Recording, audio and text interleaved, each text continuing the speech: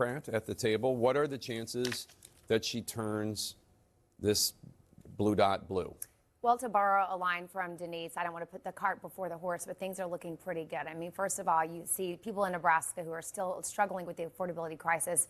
Donald Trump has done nothing to lower prices, even though he said he would. And this is the ultimate bellwether seat, Jake. I mean, when you look at the presidential campaigns, for example, as you know, Nebraska and Maine are the only two states that divide their electoral votes.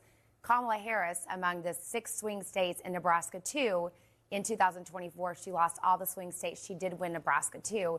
We were just talking before the break that Mitt Romney carried it in 2012, Obama carried it in 2008, Trump carried it in, I think, 2016. It flips back and forth, but it feels like the momentum is definitely on her side, you know, especially given the fact that voters in Nebraska are still struggling with the everyday issues that Americans are facing across the board.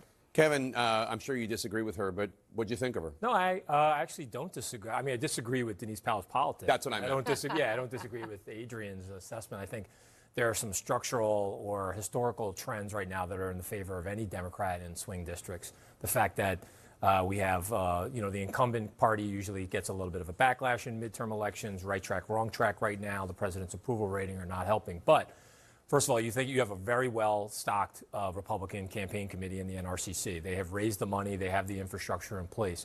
They're also going to use that infrastructure and that money to make sure that Democrats like Denise Powell running in swing districts are tied to a national brand that is very out of step with a lot of the voters in places like Nebraska.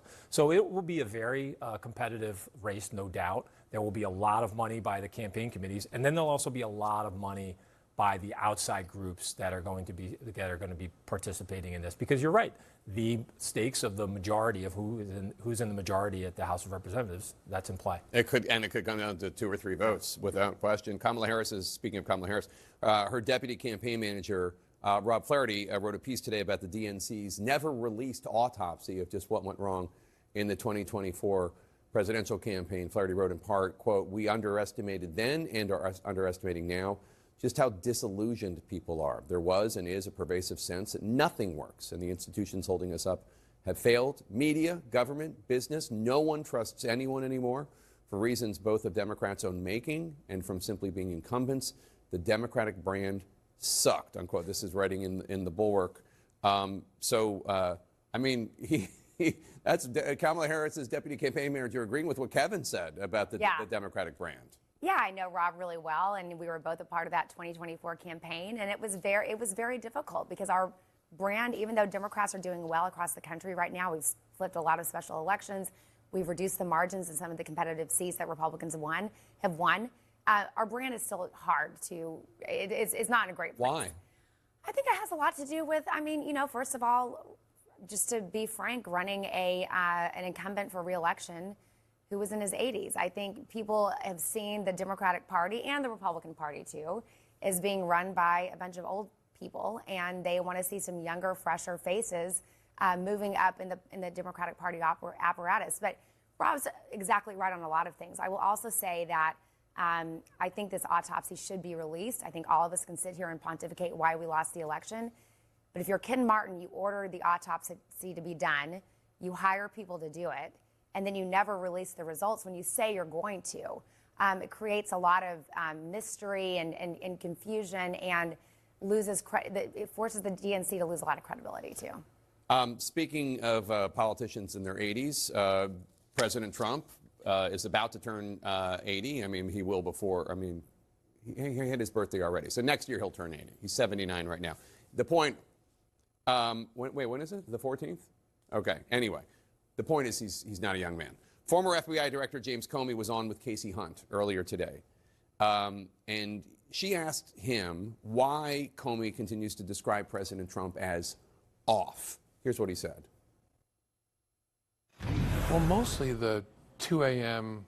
social media posting of craziness, of other people's work, of himself as Jesus, all these sorts of things is not okay. I mean, I've always thought Donald Trump was a little bit off, but whoa, compared to even to 6 years ago, something's off. What do you think, Kevin? Well, the president's definitely a workaholic. He's definitely somebody who likes to put together his own message and disseminate his own message and program directly to his most ardent supporters, and he'll continue to do that. And it's actually been a huge asset for him. At the same time, it also does present a lot of surface area for criticism and a lot of surface area for attacks from his opponents. And I think, it provides some folks like Comey and also Democrats up on Capitol Hill a lot of that, the momentum that they need to sort of point out that criticism of the president.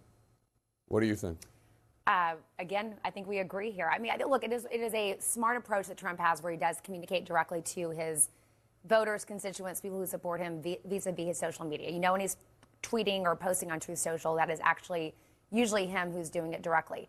But then he turns people off by tweeting pictures of him and Jesus or him as Jesus and he says he thought criticizing it was a the Pope. doctor. He says he thought it was a doctor. Okay. Got it. And One other thing, No, too. I just think that like the things that are actually attributes to him oftentimes turn people off because he takes it too far. But one other thing, though, I would point out, though, is Trump would tell you right now, and Trump supporters would say, he is where he is. He's in the White House, and Comey is, ended up on the talking head circuit.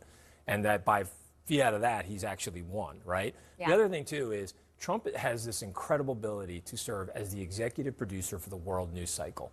With one tweet, with one statement, he can shift all of that attention back onto him, back on his message in a way that serves him pretty well and his political operation pretty well. So I think they always believe that they come out ahead in that. I mean, his approval rating is like 35%. That's an entire other segment. All right, thanks. I don't know that it's another. I think it might be related, but we'll talk about it next time. Thanks, everyone. Coming up next, a first for the car maker Honda, going back more than 70 years, and what this could predict for the entire auto industry. Stay with us.